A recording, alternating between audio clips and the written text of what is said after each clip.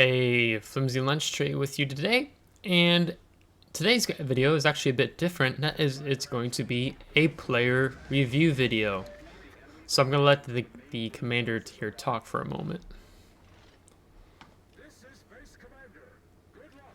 Try not to lose a single ship and save our base structures from destruction. Reconnaissance data suggests the principal attack will be launched in 10 minutes. If the outer radius of defense is broken, the attack will begin earlier. Alright, so that gives you the overview of this operation scenario. As we are in defense of Naval Station Newport with 10th December in the HMAS Perth. So the Perth is a Tier 6 light cruiser, basically a sister ship of the Leander. The Perth is a Commonwealth premium cruiser. So let's talk. We're going to talk about reviewing this video of what 10th December does here in this video. There's going to be some critiques I have, and then just trying to reinforce some of the positive things I saw. But so I hope you take this in the best way, 10th December, as I go through discussing your movements here. So moving along here, we can see that as he moves up in the Perth here, I was wondering actually if December was going to stop here in this position, because if you can see the left of this island, there's how it's lower. You can lob shells over quite easily with armor piercing as the cruisers move up.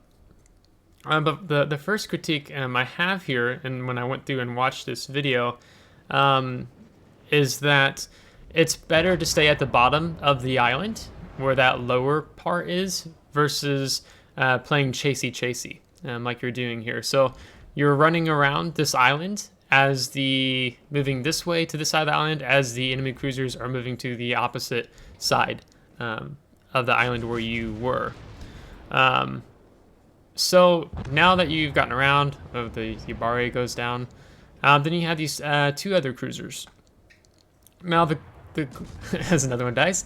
Now, when you're sitting at the bottom of that island, and what is it like? It's kind of hard to tell on my map. G8? No, F8.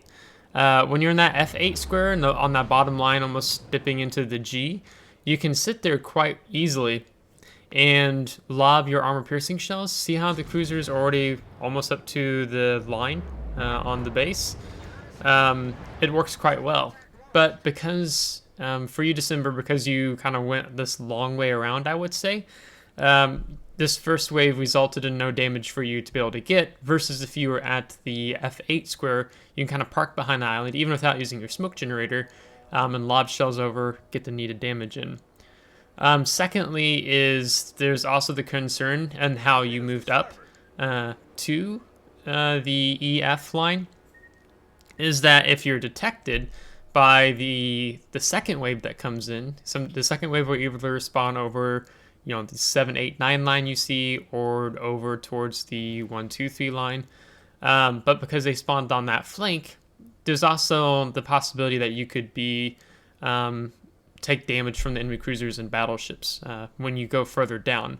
But you circled around the island and you came back to spawn, so you're basically where you started off at. And I was wondering, when I was watching and how you were moving up, if you had a second position you were going for, and that's why you went around the island, before I kind of like shared my thoughts, my critique there. But that turns out not to be. So now you're positioned here in G8, and you have that low part again of the island I'm talking about. So right now, if you fire your guns, you'd be undetected. Now the great thing in comparison to the Leander is that the Perth has high explosive, which means being able to fire on the battle and cruisers and battleships and even destroyers, you're going to be likely to do much more damage.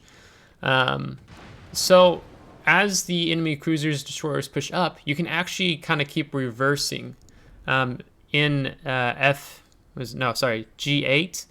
You can kind of move to that top left corner as the enemy moves down in the second wave towards your base. And the same can be true of the opposite flank. So let's say they came over, they spawned in the 2-3 line. You can use the island at the GH 6-7 line in that area. So now you're sitting here, you're broadside, you're detected as you're firing at this destroyer, and you're not using the island. So if you're doing this again, try to utilize the base of this island to go dark. So when you get to utilize the island cover, one, you don't have to use the smoke screen yet, which, as we've seen, you've not used any yet. Hasn't been necessary, but you have the added insurance if you back up around this island in the top left corner of G8. As the enemy destroyers, cruisers, battleships push down, you can stay dark. Because realistically, in these waves, the destroyers should be your first concern because they can breach the perimeter and then they trigger the final wave coming in. It can make it quite difficult. Now, what I will do is once the enemy cruisers, battleships get close enough, and I'm sitting down in that top left corner of G8, and I can't really utilize the island anymore, then I'll pop a smoke screen as an example and come out. And so since you have a creeping smoke screen in the Perth, as long as you move slowly, you're safe, full concealed, as long as no enemy ships are within your smoke firing penalty range, it makes it quite easy for you to move around undetected and maybe help get you more set up for a better shot. So we saw some salvos coming in at you just previously, but luckily none of them really hit you besides the one. And you take out the enemy destroyer, which is great. So now it's to focus on the cruisers and battleships. And you're popping torpedoes, doing the single file launch. That's good to see. Now, the only thing I would say here is that that cruiser is going to be everyone's main target for the most part. You see the carrier is... who dumped torpedoes? Yeah, someone dumped torpedoes, so that's going to cause him to go off course. And with all your other cruisers, battleships, he's likely going to die before your torpedoes reach as a possibility. So then focusing on another target with your torpedoes, like that battleship coming up, is better, while you maybe use your main guns on a different target. I think that now that I come to think of it, I'm not sure if you did actually launch torpedoes at battleship or cruiser. If you did do it at the battleship, my mistake. He just sidestepped them and moving out of the way and avoiding the other torpedoes. So what you're doing here, I like, because you've been using HE on the ships coming in at you, and you're turning around your ship where you're going bow in for the second wave. So it's like you're preparing yourself for the next step. So that's good. But now it's time to finish off this battleship because the second wave is actually getting quite close. As you can see, the one destroyer has a good lead coming in towards the base in the 7 line. Okay, so this first wave is dealt, or second wave is dealt with. Now you're moving on to the third wave, which came center again.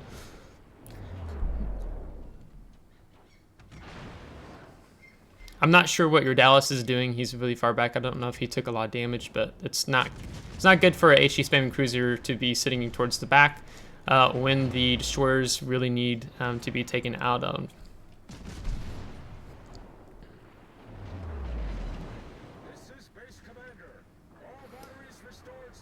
Now, one thing that don't feel bad about using is quick command. So if you need to draw your team's attention, I know sometimes it doesn't always work for all team members, but if you can get a couple team members focusing firing on this destroyer, that's great because he's going to breach the perimeter.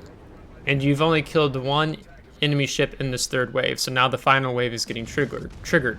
So you guys are really at a disadvantage now. And that puts the pressure on you and your team now to polish off the third wave as quickly as possible. Let's see. Yeah, because I have some notes here as we're going along, but your team's not ready for the final wave here. And so we're going to see how that affects you guys towards the end of this battle. Now, in this position that you are in, one as an example I shared, I could see you using a smoke screen on that second wave that came in. This would be another great time to use your smoke screen here.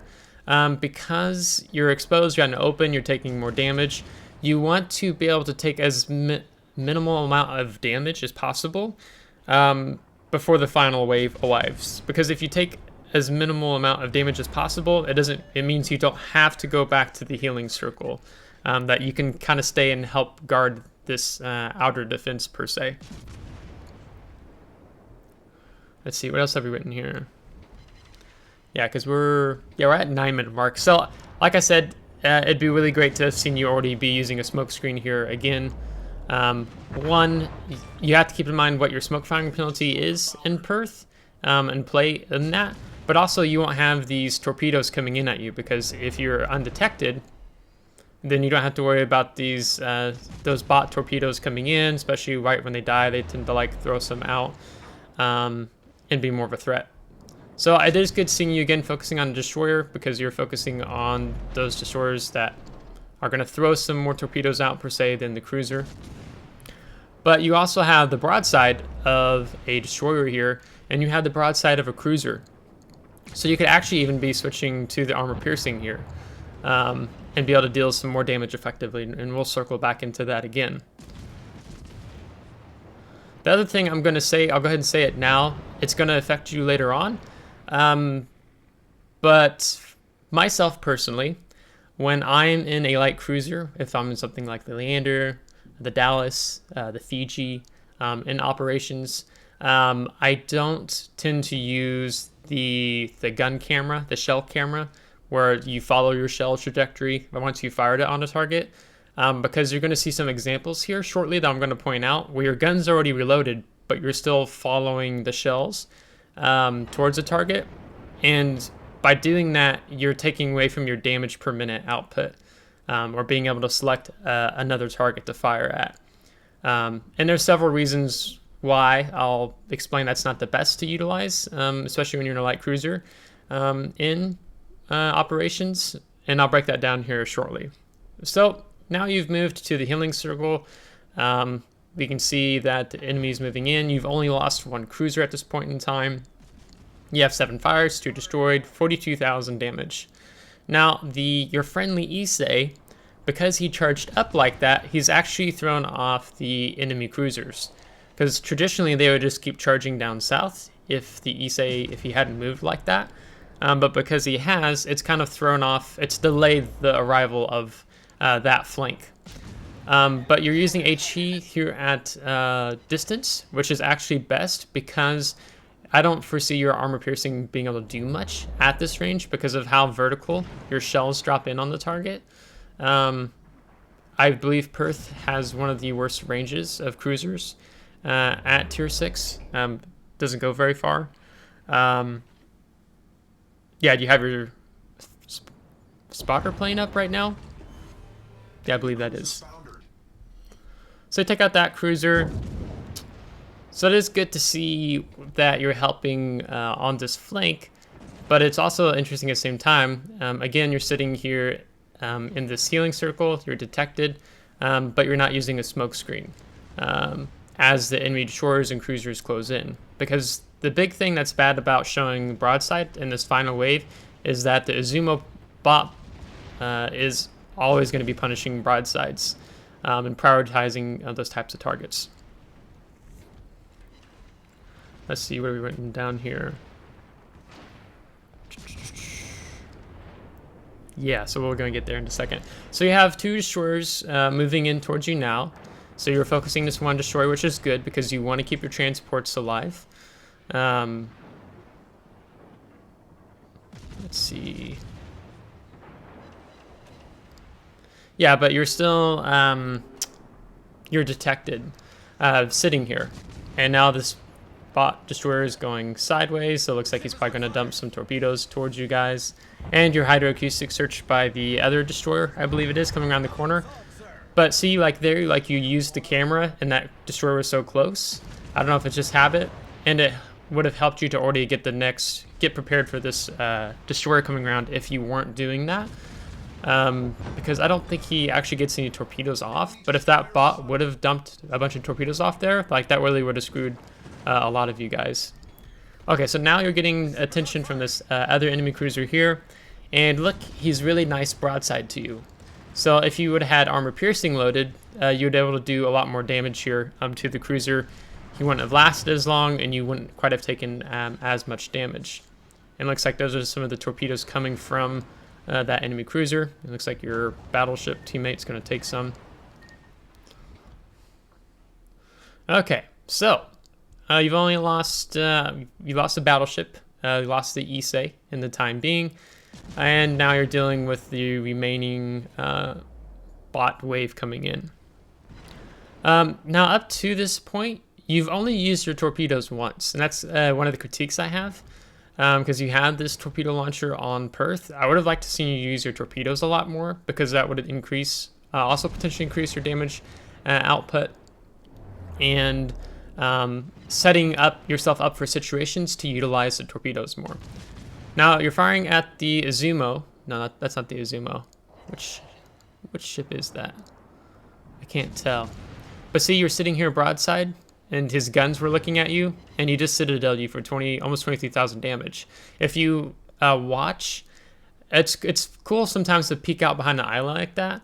But if you aren't paying attention to the enemy, either that's a human player or in this case a bot, and saw that his guns were facing you, then that would have been a cue for you to move up behind the island and go dark. Or even utilize your smoke screen there. So this is the first time you're actually utilizing your smoke screen, and you're only using it because you began to take some fire from, I believe it was the Miyoko, and your health was at risk. And that's when you finally pop your first smoke screen.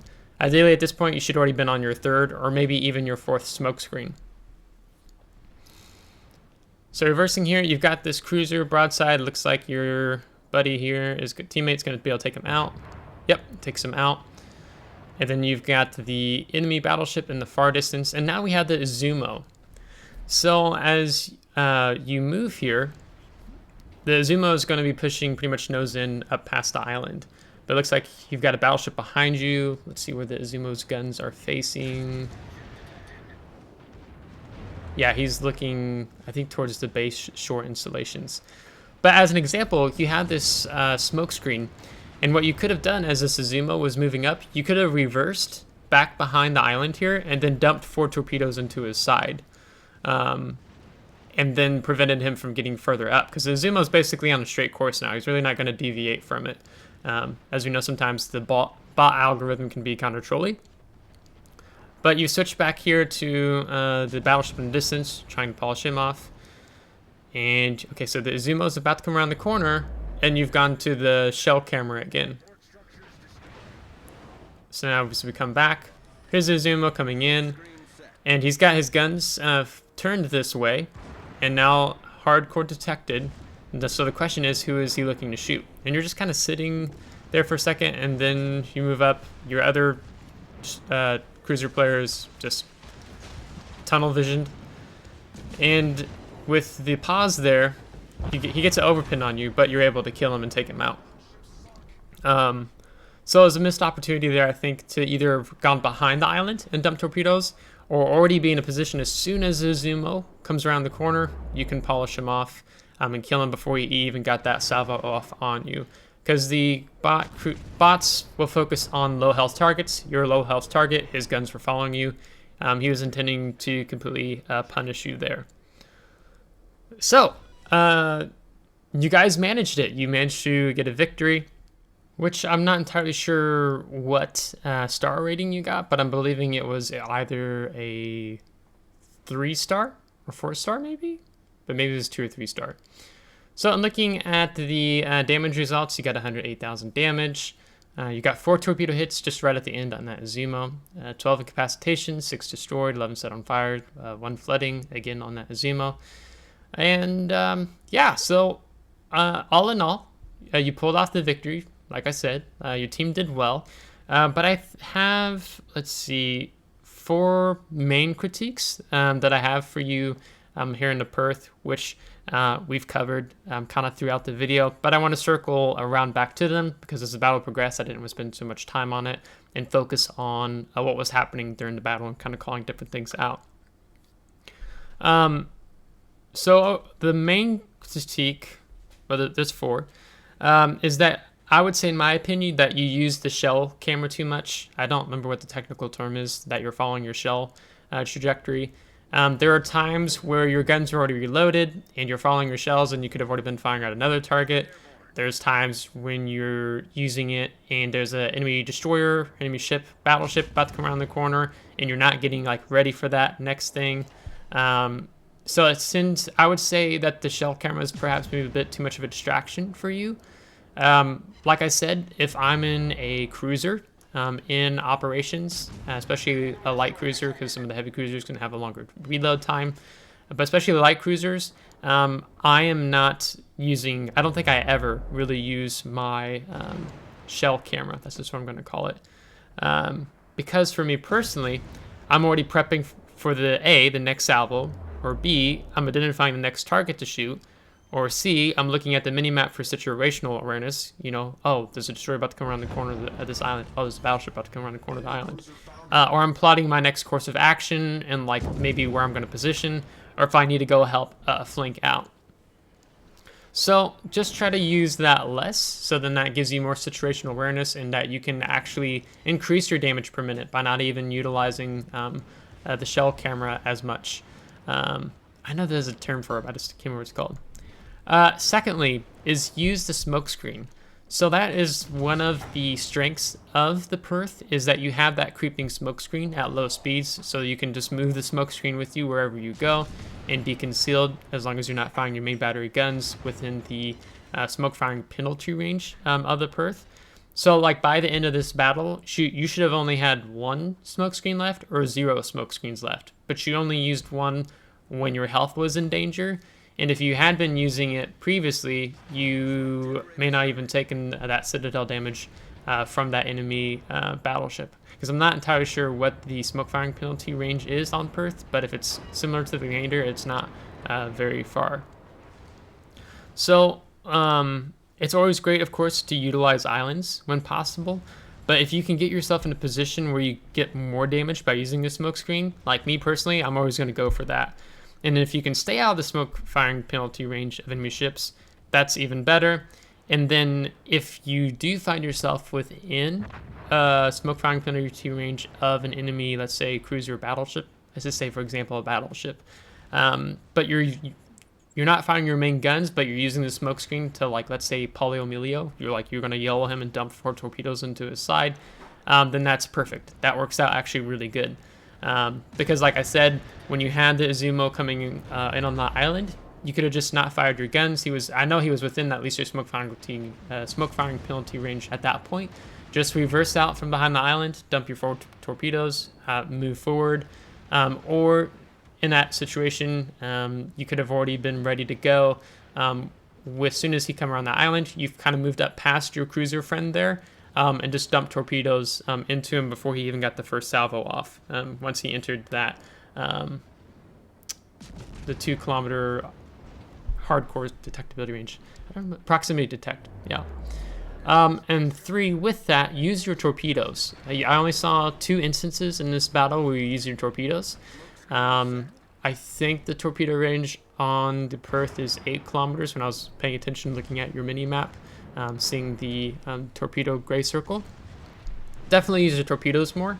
I think in your positioning, you weren't able to utilize the torpedoes as much. And that's another way of increasing your damage per minute, your damage output. In terms of, when I was talking about utilizing the lower end of the island, because you didn't get any damage in on the first wave. And that's usually the first wave, you usually don't tend to get torpedoes in on, but like that second wave when you had the battleship cruisers pushing in, you did dump some torpedoes, but you were doing it more bow on, so it's harder even for those torpedoes to land. It was good to see you spread those 4 torpedoes out though, that you didn't just single file them in a line like one after the other, but they were fanned out. Maybe that was even the result of being locked onto the ship as it moved up. So try to get in positions to utilize your torpedoes more. That does mean maybe not playing in the back in the healing circle, but with how your team was positioned, it's kind of hard for you to a certain extent to step out. I mean, you had your Issei that moved up the flank, and so that could have been a situation where actually maybe I would have moved up out of that healing circle, where you focus on those 2 cruisers and that battleship pushing in. Maybe you can even get a torpedo run on that battleship as he pushed in, and then you're already in a broadside position where you can punish those destroyers, cruisers, and battleships as they push up. So, and that does tie in with my 4th thing, which was your positioning. So to get the most out of Perth, you need to work on your positioning and utilizing the islands.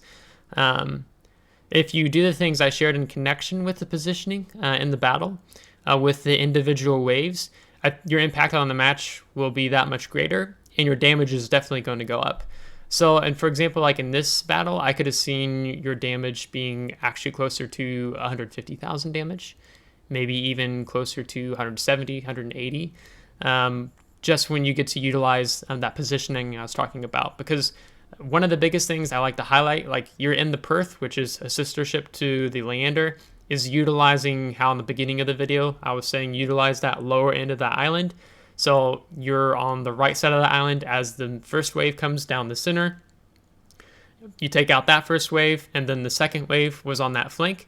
Then you just reverse, you back up, and then you go to the other side, the left side of that island, and utilize that lower end. And it's even better than Leander because you have the HE. So you can set fires. If the bots automatically DCP, you just start another fire on them, and you get to utilize the spotter plane as well.